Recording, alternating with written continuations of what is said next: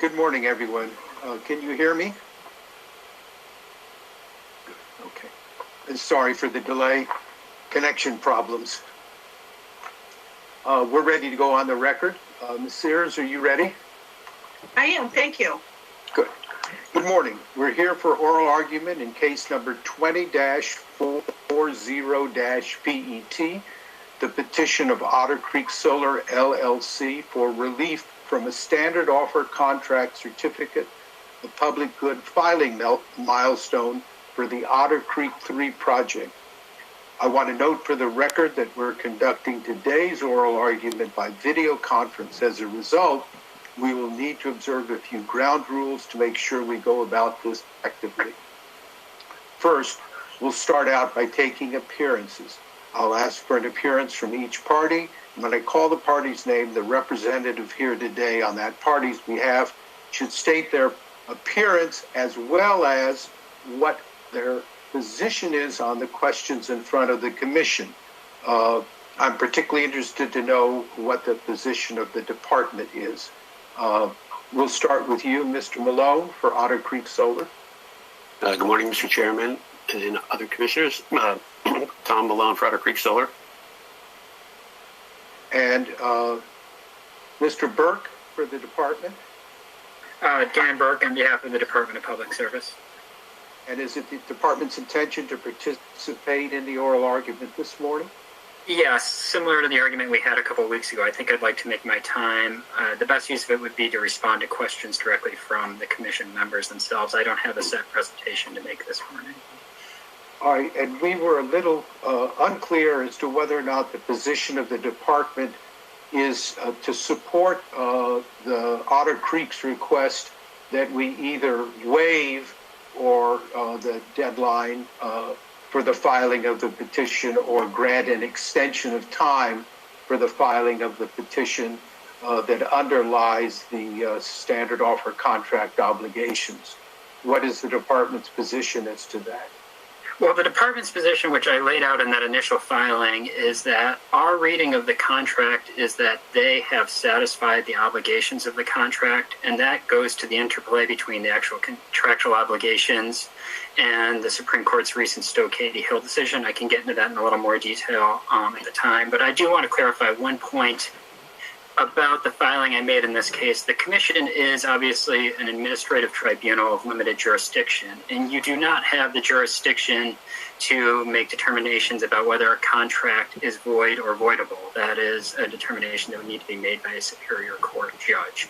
And that I was remiss in not making that particularly clear in my filing material. So if Mr. Melone wanted to get an order that the contract with VEPI is in fact valid and that his company satisfied any conditions precedent included within that contract, namely filing a certificate of public good application, I think that's a determination that would need to come from a superior court judge and not from the commission. That being said, that was our understanding of the situation, and I think I could go into more detail on that if you'd like later in the argument.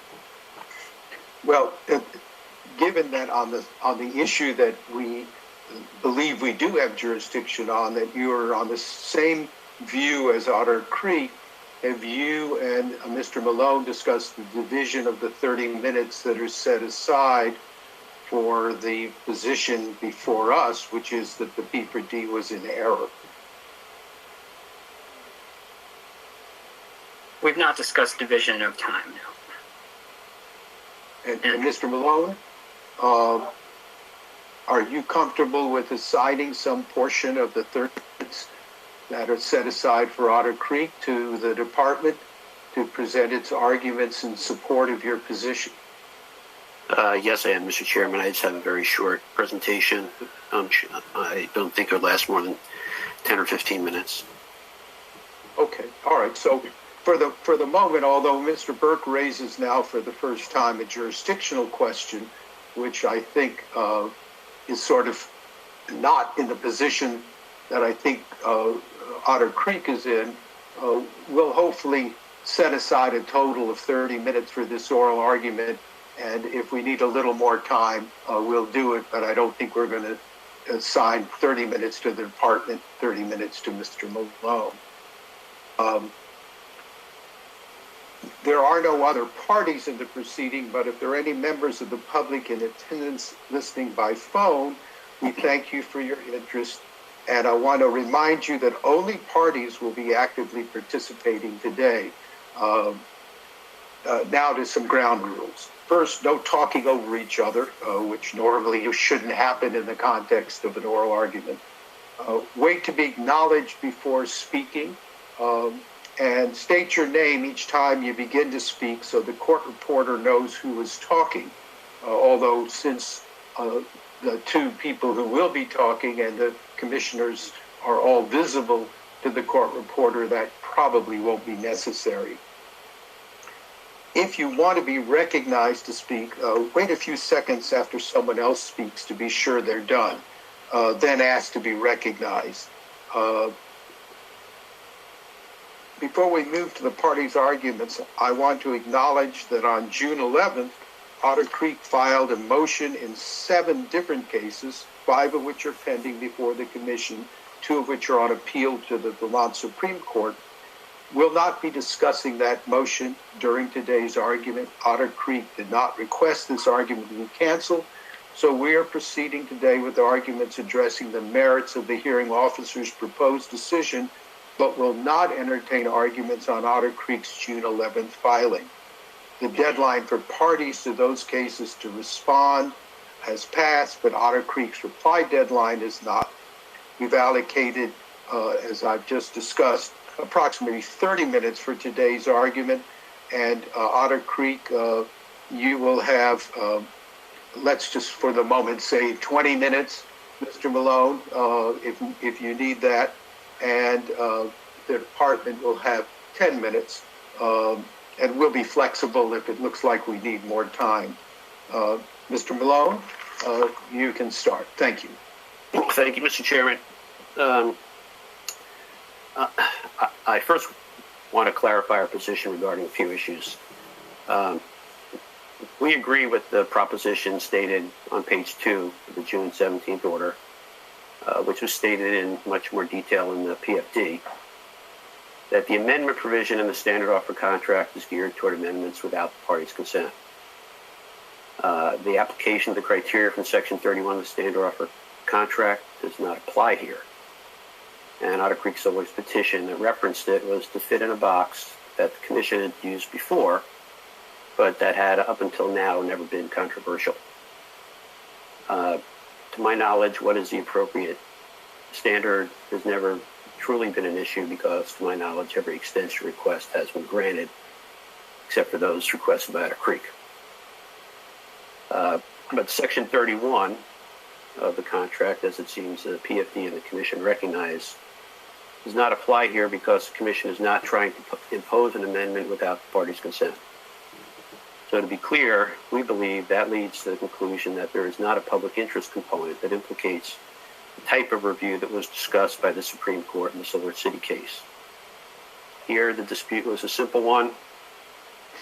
Was the 1-year date in the contract January 29 or January 30? Based on a conversation that I had with Carolyn Alderman, it is my understanding that that termination letter was issued at the direction of the Commission. So the Commission effectively initiated the dispute based on one issue: what was the correct date? The PFD does not address that issue. A related issue is whether the petition that was filed on January 30th, 2020 would satisfy the contract CPT milestone. On that issue, we would ask that the second motion to reconsider from docket 20-0253 be added to the record in this case, as other documents from that docket were placed into the record by the PFD. In that motion, we explain how that petition was treated differently than what the Commission did in water solar and in other cases. The result of docket 20-0253 would affect this case depending upon the final factual and legal conclusions reached there. In addition to the jurisdictional issue that the department just mentioned, we have 3 other items to cover. First, the CPT milestone that's in the contract was not expressly authorized by the statute. statute only contains one milestone, that is the commissioning milestone. The CPG milestone was instituted as a checkpoint to make sure a project is moving along. Until now, it has, to my knowledge, never been used to try to terminate a contract for a project that was clearly moving ahead. For that reason, we also dispute that the CPG milestone is valid under the statute. Our second point is that the PFD, as well as some orders, reference standard offer rates as preferential. And the PFD also notes that the non-preferential rates are available under Rule 4.100. We have in our papers made our position clear on that issue, which involves factual issues as well as legal issues under PURPA, Public Utilities Regulatory Policies Act of 1978. I would like to note that the state of California took a similar legal position and factual position involving similar programs in California for the 7-year duration of our Winding Creek Solar case that was decided by the Ninth Circuit last year. Those programs are what they call the REMAT, which is similar to the standard offer, and the standard contract, which is their equivalent to Rule 4.100. Earlier this year, California amended their standard contract program to provide for fixed rates for 12 years, 5 years more than Rule 4.100. At that point, we believe California was positioning itself to continue to argue that because the standard contract satisfied PURPA, it could therefore have a program like Vermont's standard offer program without the constraints imposed by PURPA. Last month, California abandoned those positions and recognized, as we have argued for 7 years, that even if their equivalent of Rule 4.100 satisfied some options under PURPA, that did not mean that their equivalent of Vermont standard offer got a free pass. We believe that as a matter of law, the rates received by Otter Creek Solar and other qualifying facilities are by definition not preferential, but rates that QFs are entitled to receive under PURPA's avoided cost mandate. Our final point, aside from the jurisdictional issue, is that we hereby move and ask the Commission to recognize the CPG issued in docket 8798 as being applicable to the Otter Creek 3 project, which is consistent with our June 11th filing. And thus, the CPG milestone is having been satisfied for this contract. We also ask that our petition here be amended to reflect the fact that the Otter Creek 3 project would be built using the CPG from docket 8798, and that would result in the CPG milestone being satisfied. On the jurisdictional point raised by the department, I guess it wasn't clear from our filings, but that is consistent with what we asked for in our petition. We've made the point that we don't believe the Commission has the jurisdiction to decide contractual matters. What we were asking for is the Commission basically to direct VEPI to withdraw their termination letter, since they only take instructions from the Commission. Thank you, Mr. Chairman, other commissioners. I'm open to questions. Mr. Melone, my first question, in light of this argument that you've just been making, is are you still asking that we treat the documents that were filed with regard to Otter Creek 3 as a complete application submitted on a timely basis within the meaning of the contract provision that said you had to file a complete application by a date certain? Are you still making that argument, or are you abandoning that argument? No, we're still making that argument, but that argument becomes moot if the Commission recognizes what we just asked to be done, which is that the contract would be built under the CPG issued in 8798. If the Commission agrees with that, then the other questions here become moot. But you understand we've not yet ruled on that, and we're not yet prepared to rule on that. We're still waiting for the last thing that'll come from Otter Creek, presumably in the next few days. If we do not approve that motion.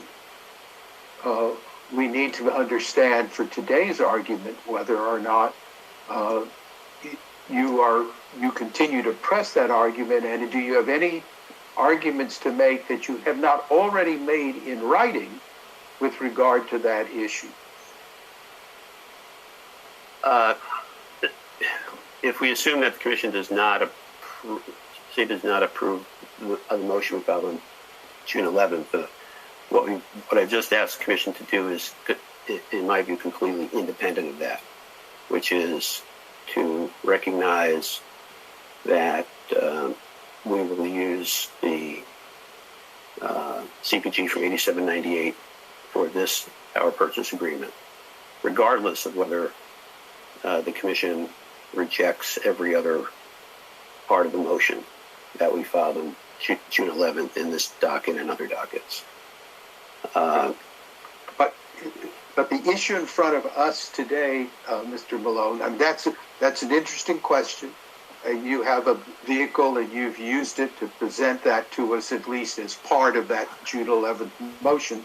That still leaves us with the question, since we haven't decided that, as to whether or not we should make that unnecessary by deciding now that the petition that you did file met the filing deadline that was in the contract.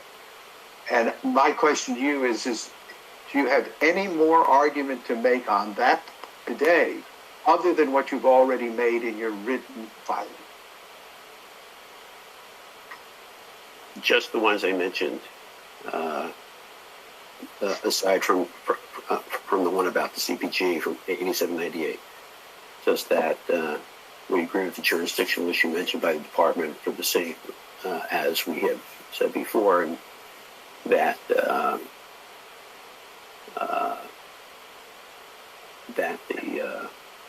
CPG milestone, in our view, has really not been authorized by the statute. Okay, all right. So you're making an as-applied or a facial attack on the commission's regulation regarding that?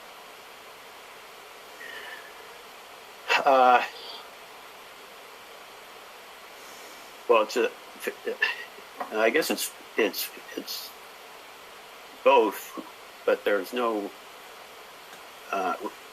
regulation, as far as I can tell, that's been issued that imposes that CPG milestone. When I went back over the orders regarding the standard contract,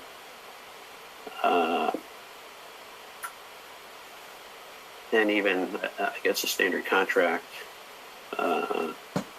for whatever cycle we got this contract in, I don't think that there was any specific discussion or approval of that type of provision.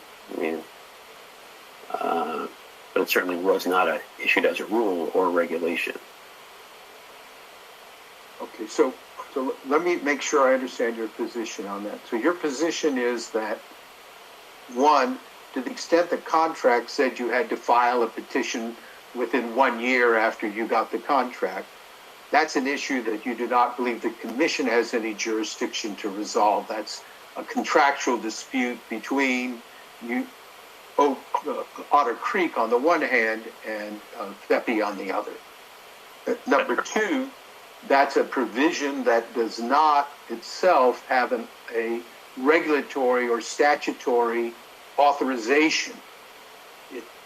VEPI might put anything in that contract. You could have signed the contract or refused to sign the contract as you saw fit, but that's between you and VEPI, and therefore we don't have to waive a regulatory requirement because you don't believe that there's any regulatory requirement that applies to how soon after you get the contract you have to file a petition for a CPG. Is that correct?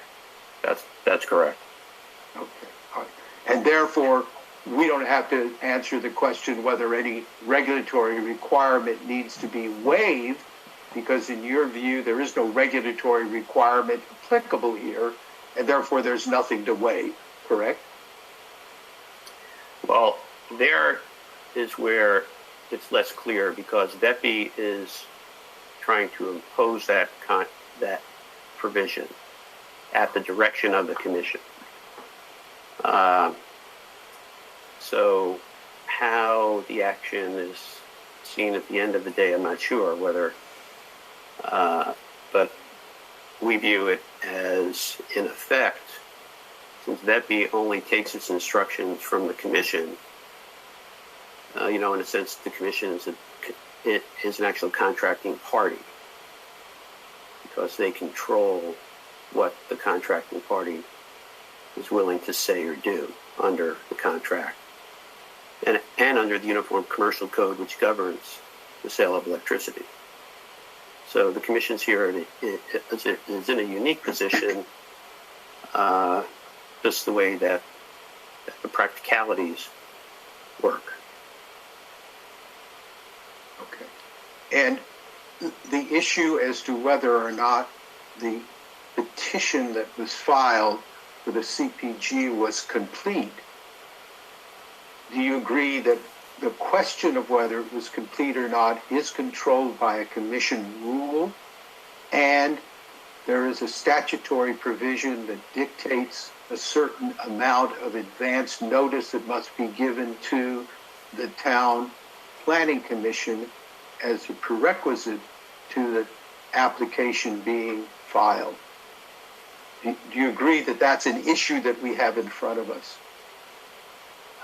Yes, I agree that those issues are issues that are ones that the commission can rule on, which the commission's ruled on before. Okay. And so, and your position is that the first instance that you did give the notice, and secondly, that if you didn't give it, we ought to waive the rule that required you to give it. Is that your position? The notice now to the Town Planning Commission?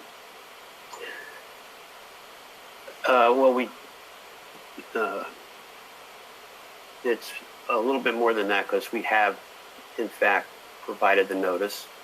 It was after the date that petition was filed. We had given it to the select board, but if we put aside the issue of whether the select board person is in fact the same person as the planning commission person, if we just say we didn't provide it to the planning commission at that time, we did subsequently, and prior precedent of the commission indicates that the commission has historically, again, except in this case, allowed parties to cure without dissolving the actual filing of the petition itself. I think that the case we decided or cited was a case involving Green Mountain Power, Right. Where they hadn't done it. They said, all right, yeah, we'll do it, we'll correct it. The cases went on. Green Mountain Power didn't have to refile. It was treated as filed originally.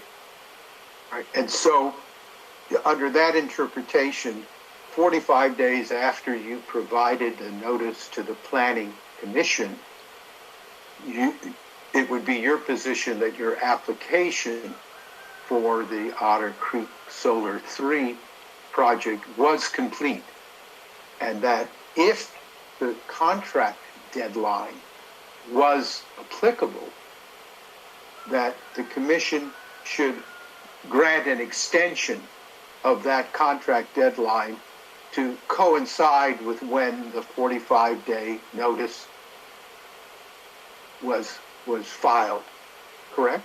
That's correct. Okay. Commissioner Cheney, do you have any questions for Mr. Melone? No, thank you. Commissioner Hoffman? Yes, I have two. Thank you, Mr. Malone. You were talking about the CPG in 8798 being applicable to the Otter Creek 3 project. If the Otter Creek 2 project,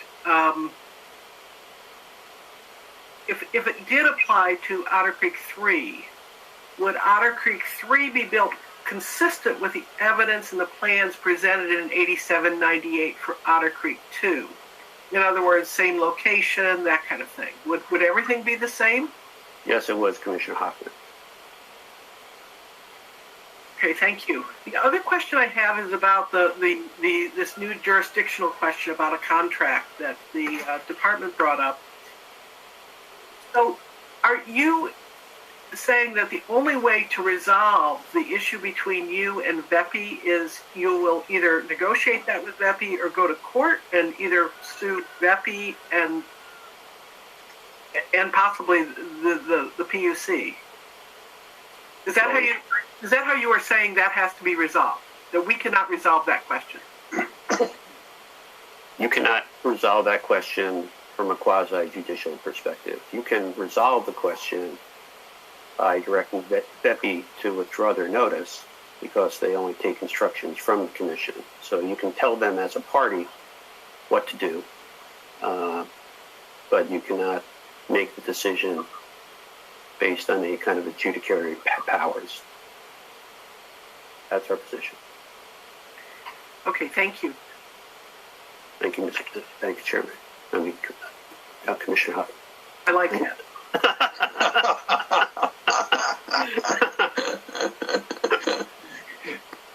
That's the kind of misspeaking that gets you bonus points, Mr. Malone. Thank you, Mr. Chairman. All right, Mr. Burke, you have a few minutes here. First of all, do you have anything you want to say other than if we have some questions for you? Yeah, I think at the outset it might be helpful to talk about the jurisdictional point that I raised, and my apologies for muddying the water at the outset of an oral argument. It is clear under, I think it's section 8005A(j)(2), the Commission has unambiguous and highly discretionary authority to extend the milestones included in certificates of public good. So you have very clear statutory authority to amend these contracts, or at least with respect to those provisions. The point that I was trying to make earlier, it is our opinion that you do not have the jurisdictional authority to issue an order saying that the contract itself is void or voidable. That is a common law contract issue that would need to be resolved in a superior court. And this goes back to the initial filing that came in from Mr. Melone was a request to extend the certificate of public good deadline. And subsequent to that, Mr. Cotter, as the hearing officer, issued a memorandum asking parties to address that issue of what the applicable deadline for the CPG milestone is. The filing I put forward in this position reflected the department's understanding of how the contract should be interpreted to set the deadline and which day would be applicable. And then we also addressed the issue of a completeness determination. I would also opine that it is certainly within the Commission's jurisdiction to determine when an application for a certificate of public good is complete. You certainly have authority. You have a rule that expresses when an application is complete, and so that is certainly within your authority. That's an issue that's being litigated in a separate proceeding that presumably will also go up to the Supreme Court at some point in the not-too-distant future. So in terms of jurisdiction, I was just trying to make the point that the Commission cannot void the contract itself. That being said, if you issued an order that said we agree to extend the milestone to July 16th, all those other ancillary legal issues would be moot because the contract deadline would be different and there would be no dispute. And also, assuming that you determine that it is now administratively complete, the actual application document. So I hope that clarifies the point that I was trying to make, but it was not my intention to create additional confusion.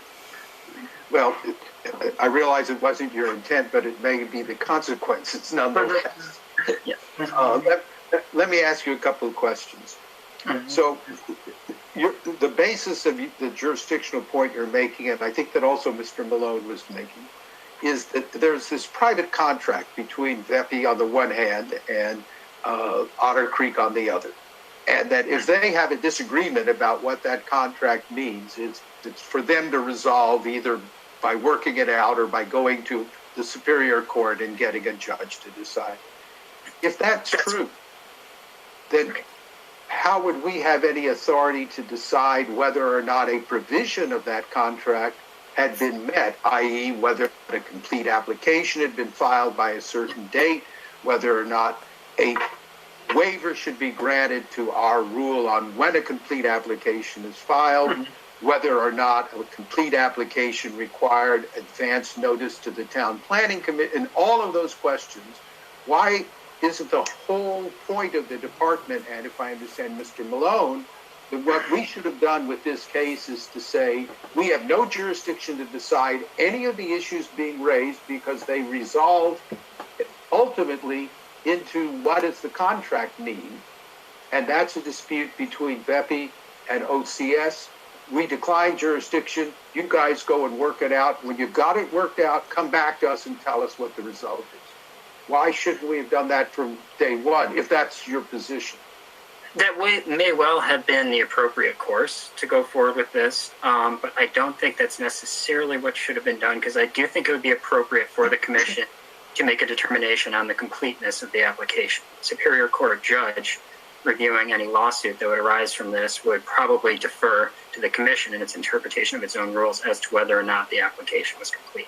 So I do think that that is within your jurisdiction and it would be helpful. I do think Mr. Melone, his intent, I can't speak to that, might have been to obviate the need for any litigation whatsoever by just pushing the deadline out. Because like I said at the outset, you do have the jurisdiction to push the deadline out, assuming you're able to make a finding that they acted in good faith. And so if you did extend the deadline and amend the contract, there would be no need for civil litigation. That being said, if the commission said, for example, no, we're denying your request to extend the deadline. We agree with Mr. Cotter that you've not acted in good faith. Had you, pursued this application more diligently, even after we made our initial determination, maybe we would have been willing to extend the certificate of public good deadline. You haven't done that. You haven't acted in good faith. We're denying your request to extend the standard offer contract. I don't think that would foreclose Mr. Melone from going to Superior Court and saying, notwithstanding the commission's refusal to extend the deadline, we think we still have a valid binding contract and VEPI would be obligated to perform under that contract, and raising the argument that they filed an application on time and that it was a complete application. So that's sort of, it's a little bit of a jurisdictional mess there, but it certainly does not foreclose your ability to extend the deadline. And speaking to the substance of that question, I think the department would agree with the analysis put forward in Mr. Cotter's proposal for decision that there are serious questions about good faith here, because the proposal for decision came out several months ago. Or actually, the commission's order on the underlying CPG application came out, in early February, I believe. And I think if you look back at the Stowe-Katy Hill decision, the petitioner in that case, and then in the Seneca Wind, the underlying Seneca Wind decision, the petitioner in that case acted promptly and immediately after getting a determination that they had a defective notice. And I don't think we saw that here. I think several months lapsed before Otter Creek went back to the town of Rutland and got notice in front of the relevant planning commission. So yeah, I think those facts would go forward to the good faith criterion and the diligence criterion that you're required to look at in the actual application, or with respect to the petition to extend the contract milestone. All right, just one more question. I want to make sure I understand your position on the jurisdictional issue. Mm-hmm. VEPI, at least for the moment, has taken the position that a term of the contract has not been complied with, and therefore the contract is void. That's the position they've taken. Why would we have any jurisdiction to determine the term of the contract has been met if we don't have jurisdiction over a dispute about the contract? We would be amending a contract contrary to the position of one of the two parties. I agree if the two parties agree to amend the contract, that's a different matter. But technically, VEPI says the contract's void. OCS says no, it's not. Why would we have any jurisdiction to interpret something related to whether or not the term of the contract had been met in the face of VEPI saying it's not? I think that's the position that I'm putting forward, is that you don't have the jurisdiction over that point. The jurisdiction in this case lies from the fact that Otter Creek came forward to you asking for an extension request pursuant to their certificate of public good. And no one disputes the commission has very, very clear jurisdiction to make that extension. I think it's the nut of the issue of whether or not the application was due on the 29th or the 30th. You could interpret that, but I think ultimately the the Superior Court would be the entity that would have the jurisdictional authority to determine whether or not that contract is still enforceable or not, and whether performance is obligated under that contract. So my position would be you don't have the jurisdictional authority to make that determination as to whether or not the contract is void or voidable because they filed it either a day late or not. But you do have jurisdictional authority to make a determination as to whether or not the application is complete, and you do have jurisdictional authority to extend a milestone. And an ancillary point, Mr. Melone has made some arguments that basically characterizes BEPI as an agent of the commission, and I don't think we would agree with that by any stretch of the imagination. I think that's an independent issue that's completely irrelevant to this proceeding. Okay. Commissioner Hoffman, do you have any questions for Mr. Burke? I do. Two areas of inquiry, Mr. Burke. The first one is, you're saying Stowe-Katy Hill allows some latitude here. Stowe-Katy Hill, in my understanding, was about one of the commission's rules, and here we're talking about. So you agree with that part? Yes. Mm-hmm. And here I think we are talking about a statutory 45-day notice provision. But is it the department's position that you still think Stowe-Katy Hill controls, even though there's a difference between what was a commission rule and a statutory mandate? Commissioner Hoffman, I went back this morning and reread my filing that I gave you. I reread the Stowe-Katy Hill decision in advance of this argument this morning, and I think controls was not the appropriate verb to use in that context. I think informative would probably be a better way of describing Stowe-Katy Hill's relationship to this proceeding. Stowe-Katy Hill involved a net metering project. This is a standard offer contract under Section 248. And the Stowe-Katy Hill decision focused heavily on the commission's prior decision from Seneca Wind, which was 246 and not 248. So, which had a slightly separate standard as to whether or not an application is complete. So I do think it is informative, though, in the sense that Stowe-Katy Hill cautions fairly strongly about maintaining consistency with prior precedent, and that defective notice to a statutory party does not in and of itself render a certificate of public good application incomplete for purposes of complying with a regulatory deadline. So, now, if I'm recalling correctly, Mr. Burke, Stowe-Katy Hill, I think two people didn't get notice. That's correct. And they didn't get notice of the application. They did get the pre-application notice. That is correct. But here we're talking about the Rutland Town Planning Commission. Is that correct? That is correct. My other area of inquiry is just something in Mr. Malone's, the petitioner's, comments on the P4D from June 2nd. And that's where early on in that filing, and you may not remember it, he indicates that the statutory and constitutional imperative invests the power to represent the interests of the people of the state solely in the Department of Public Service. Do you agree with that statement? I do not. I think he was referring to, I do recall reading this, I don't have it in front of me now, but there was a quote from a case talking about civil and criminal matters where it's the job of the judge to listen to the evidence that's presented by the parties to it. I think you have a very different situation here where you're an administrative tribunal that has a clear statutory authority to issue an extension on a contract if you make findings subject to the criterion outlined in that statute. So you have an obligation to go forward and determine whether or not there's evidence in that board. And when you're looking at the administrative tribunal proceeding versus a criminal proceeding or a civil judge proceeding, it's a very, very different context. So no, to answer your question, I do not agree with that position. Thanks very much, Mr. Burke. Commissioner Cheney, do you have any questions from Mr. Burke? No, they've all been answered already. Thank you. Mr. Burke, I have just one question for you, and then Mr. Melone, I'll give you a few moments if you wanted to do any rebuttal. Thank you. Mr. Burke, given how our EPUC system works, this is clearly a hypothetical, but if in fact the notice that should have been filed was not filed with the department rather than with the Planning Commission, would you still take the position that that's not a substantive requirement that makes the application incomplete? Well, I think our position, and I made this in a filing in a separate proceeding, is even more nuanced. It's not that the application is complete or incomplete. Our position is you need to perfect notice before the application can proceed. Any party that should have gotten notice has certain due process rights that need to be satisfied before the application can proceed.